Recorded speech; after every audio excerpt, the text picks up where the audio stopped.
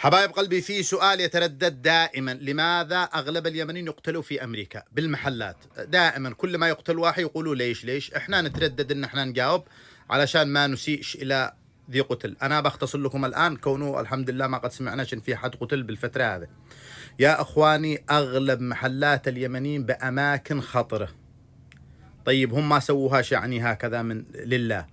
اليمني دائما يركز على الأماكن دي فيها فلوس ولا يركز على الأمان. آخر حاجة يفكر فيها اليمني هو الأمان، طبعا مش الكل، الأغلبية. الأماكن دي فيها فلوس، هي الأماكن دي بها لو إنكم. الناس دي دخلهم معتمد على الحكومة، ويبيعوا الحشيش ويبيعوا الممنوعات، هذول يفقشوا ويشتروا.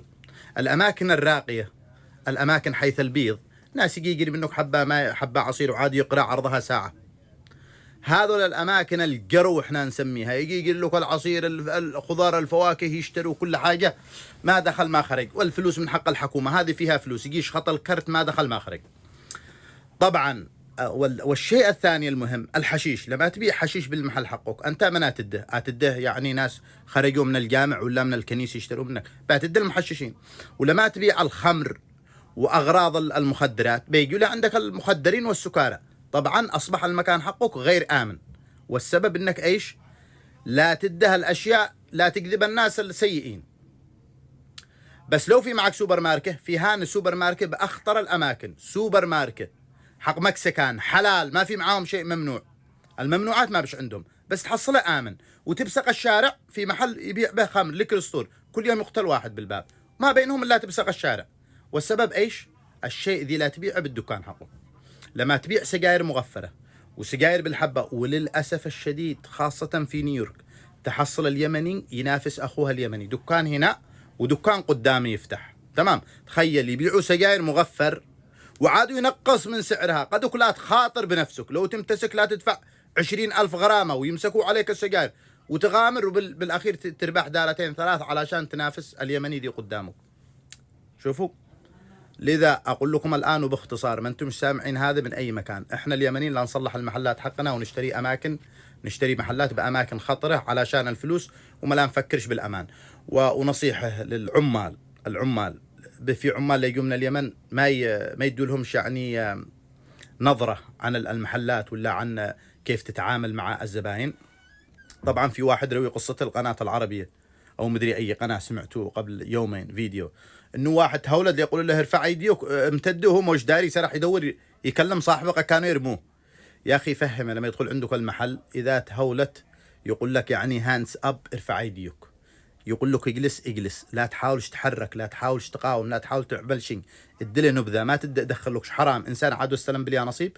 واخر واحد يمكن ذي قتل، دخل وعادوا دخل وقتل مسكين. يدخل الدكان علمه، قل له شوف في حاجة اسمها هولدة هنزبة، هيجي لا عندك يرفع عليك السلاح، ارفع ايديك، يقول لك افتح الرقسته، افتح، ادله ذي يشتين، لا تنظرش عينك بعينه، هو يخاف انك بتتعرف عليه، لا تنظرش ليه، ارفع ايديك. حرام عليكم يا اخواني. واصحاب العمال قبل ما يجي العامل كلمه، ولا العامل تكلم صاحب العمل، قل له في عندك شيء ممنوع، لا تبيع حشيش، لا تبيع سجاير مغفر، لا تبيع لوزين الحبة، حاجة ممنوعة، انا اسف ما اقدر. ودي يشتغل، بس انا انصحكم يا اخواني، احنا اغلب المحلات في اشياء مغالطين فيها، وفي معانا مشينات حق قمار بعضهم حاجات ممنوعة. طيب الاشياء الممنوعة والاشياء هذه لا تكذب لك الناس الخطرين. اما لما يكون في معك دكان مثل 7-11 تبيع لك سناك، تبيع لك حاجات محترمة، يقول لك ناس راقيين، ناس شغالين بالمكاتب. طبعا هذول المحلات خطرة صح، بس فيها فلوس، واغلب اخواننا يركزوا على الثراء السريع، كيف يعمل عمارة اكبر من حق ابن عمه، ولا اكبر من حق اخوه، ولا اكبر من حق جاره، يركز على الفلوس ويعرض حياته للخطر. والفيديو دي انتشر مؤخرا حق بعض الاخوه اليمنيين دي اللي يمسكوهم معاهم اجهزه فود ستام. يعني الفود ستام هذا الكرت حق الصدقه يعطوها للناس دي دخلهم قليل، يعني ما يقدر يغطي دخله، يقوموا يعطوه اكل، فقط اكل يشتري فيها. بعض الاخوه للاسف اذا في 400 يقول لك الزبون ادري نص بنص. بعض الناس ما يحتاجوش اكل، يشتري سيجاره ولا اي شيء، يقول لك ادري 200 و200 لك.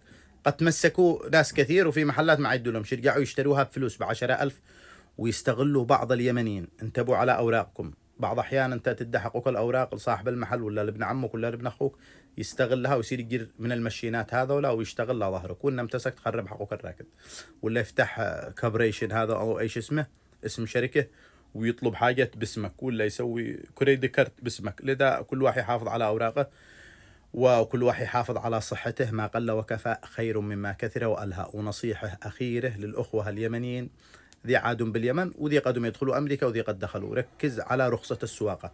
إذا اشتيك تخرج من الحرام وتشتي تخرج من الممنوعات، رخصة السواقة أول سبيل لك للخروج من هذا. في أشغال كثير، في معك أوبر، في معك ليفت، معك أمازون، معك فود ديليفري، تقدر تشتغل بشركات. احنا مستغربين اليمنيين، معك والمرت، معك تارجت، معك محلات ملابس، أشياء آمنة، بس ما يشتيش بالساعة 18 16 20، يشتي على طول. وين انت؟ مو غربتك. لا تركز لي باليمن يقول لك مو عملت بغربتك تشوف فلان نشوف فلان، هذا يدخلك جحر الحمار ويخليك تدخل تبيع الممنوعات والاشياء الخطره وتعرض حياتك للخطر علشان توقع مثل ابن عمك. لا تركز، ركز لك على الاشياء ذي هي امنه، تشتغل وانت امن، تروح تنوم، ما يجيوش يهجموا عليك للبيت يأملوا ولا تبيع من ممنوعات، ايش لا تبيع من كذا.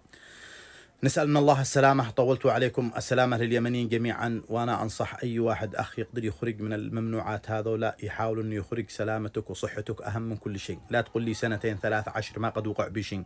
هي لا جاء هي تجي مرة واحد يموت مرة واحدة، فهمت؟ وما حالي بزمعه شيء، لما تموت القبر ولا أنت بازمعك أي حاجة، كل شيء بتحطه هنا. كم ماتوا ناس، ركز على ذي قد قتلوا مع 2 3 محلات 3 4 سموك شاب وفلتن وجزع من الدنيا، وعاد بعضهم يجوا يطاحنوا. تأمل كم يا محلات لي شارعوا عليهن. تحياتي للجميع.